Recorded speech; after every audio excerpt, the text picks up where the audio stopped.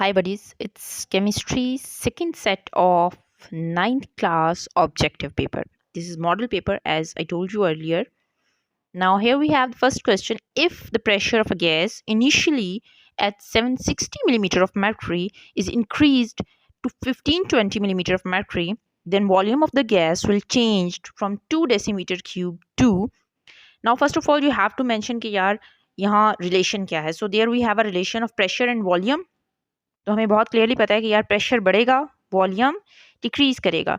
Like you have a question, just press it and obviously it's volume decreases.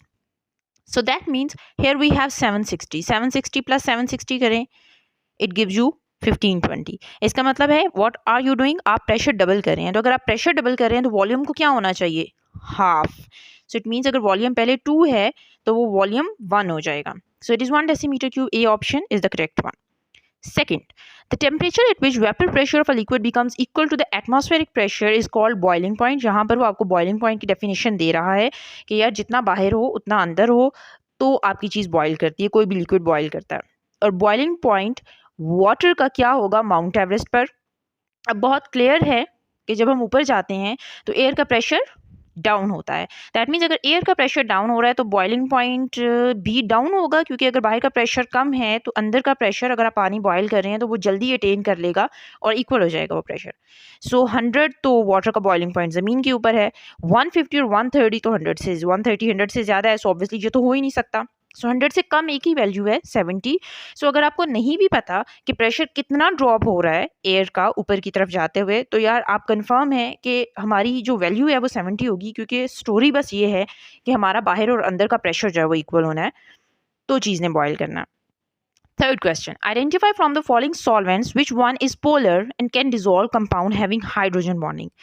अच्छा, polar का scene बस ये है, बस आपको इतना याद रखना है कि हाइड्रोकार्बन्स तो नॉन पोलर हैं. ठीक है. अब आप इस 4 ऑप्शंस को देखें, सारे ही वो हैं जो हाइड्रोकार्बन से बिलोंग करते हैं. सिर्फ एक आपके पास बच जाता है which is water, which is polar and considered as universal solvent. बाकी आपके पास ether, benzene, petrol, these all are, we all know, hydrocarbons. Now moving to the next question, question number 4.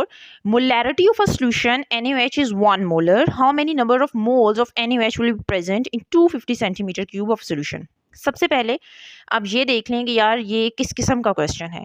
Molarity based है, पर उसने ये कहा है molarity होती क्या है, 1 मोल पर लीटर, मतलब 1 मोल 1 लीटर में डिजॉल्व हो रहा है. ठीक है. और वो ये कह रहा है कि यार 250 सेंटीमीटर क्यूब में कितने डिजॉल्व होंगे. मतलब this is a ratio based question. Like कि आपके पास 10 रुपये हैं, आपको 2 चॉकलेट्स मिली हैं, और अगर आपके पास 2 रुपये हों तो आपको कितनी चॉकलेट मिलेगी. So it's like this type of ratio question. So हम इसमें रेशो सेट करेंगे. अब सबसे पहले आपने ये देखना है यार, इसने 1 मोल का तो मोलर का सिंपल मतलब है कि 1 मोल इन 1 लीटर, और लीटर कितने सेंटीमीटर क्यूब की इक्वल होता है, 1 litre is equal to 1000 centimetre cube.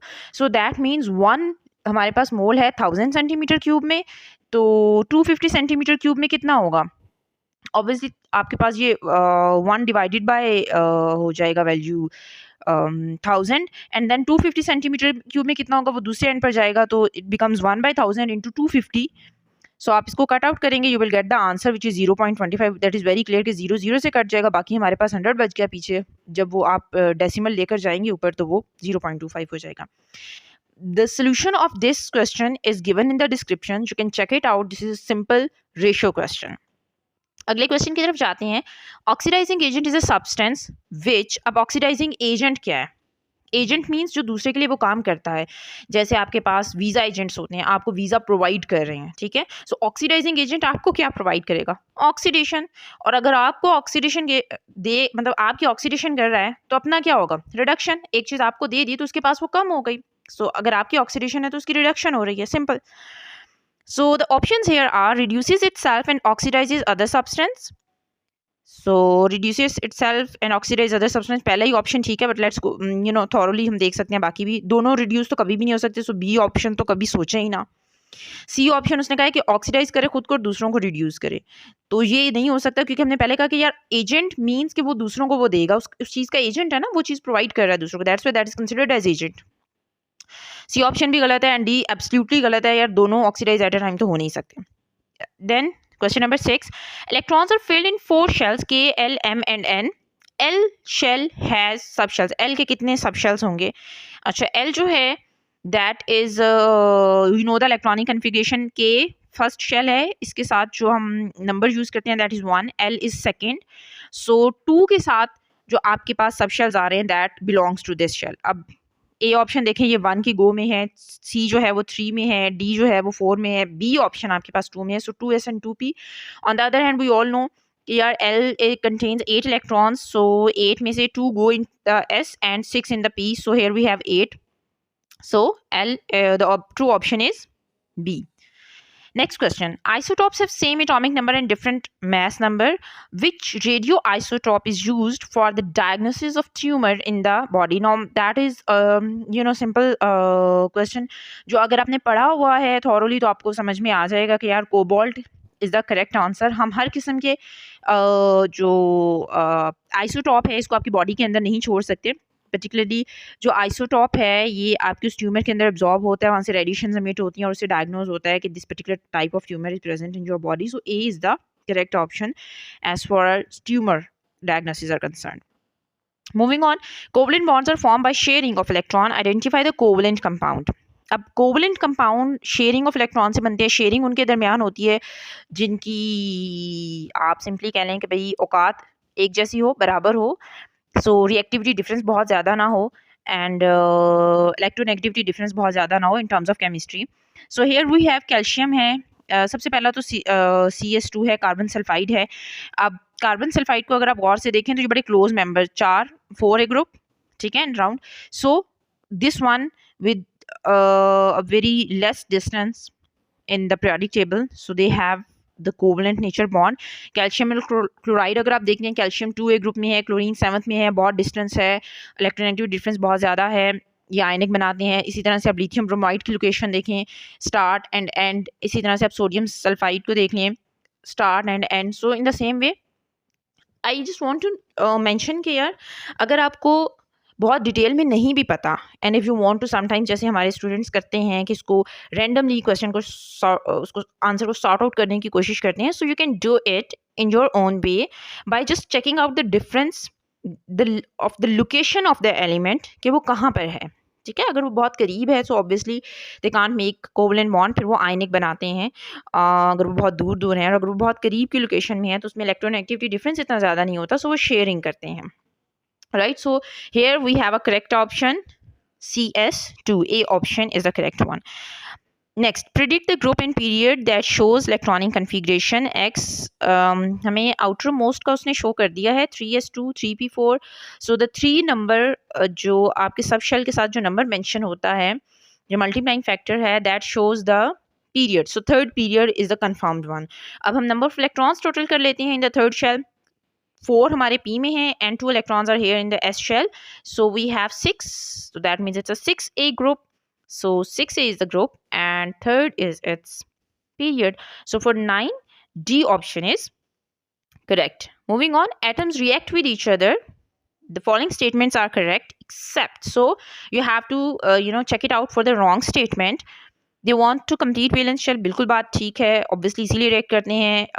They are short of electrons, बाज़ात इलेक्ट्रॉन शॉर्ट होते हैं इसीलिए करते हैं. They want to attain stability, stability attain के लिए करते हैं, बिल्कुल ठीक बात है. They want to disperse, no, disperse होने के लिए नहीं करते. This is not a sort of like watching movie, कि मूवी देखने के बाद आपने डिस्पर्स होना है. So obviously this option is the wrong one. Moving on, non-metals do not lose electrons easily. Predict which statement is correct about non-metals. Non-metals की characteristic में ये नहीं है कि वो electrons easily देते हैं. So let's look at the given statements. They are malleable. No, they are not. Malleable होना इनकी property में नहीं आता. They are good conductor of heat. No, ये conductivity, ये property भी इनमें नहीं होती. They are poor conductors of electricity. They are ductile. Ductile की प्रॉपर्टी भी इसके अंदर नहीं होती. शीट में कन्वर्ट होना या पाउडरी फॉर्म में कन्वर्ट हो जाना इनकी प्रॉपर्टीज़ में शामिल नहीं है. और so we have here the poor conductor of electricity. We know because we, as we said, do not lose electrons. Electrons freely नहीं होते. उसने वो स्टेटमेंट भी यहाँ पर मेंशन कर दिया, उसकी क्वालिटी भी एक मेंशन कर दिया और उस क्वालिटी के हिसाब से आपने एक स्टेटमेंट निकाल ली, which is a C option. So C option is the correct one. 12th is a chemist performed an experiment to check the percent purity of a glucose sample. Identify the branch of chemistry. आप ये check कर रहे हैं कि यार glucose उसकी purity है या नहीं है, या प्योरिटी परसेंटेज क्या है. You are analysing something, so that is analytical chemistry. किसी भी तरह का एनालिसिस है, चाहे वो क्वालिटी वाइज है चाहे वो क्वांटिटी वाइज है, दैट इज एनालिटिकल केमिस्ट्री.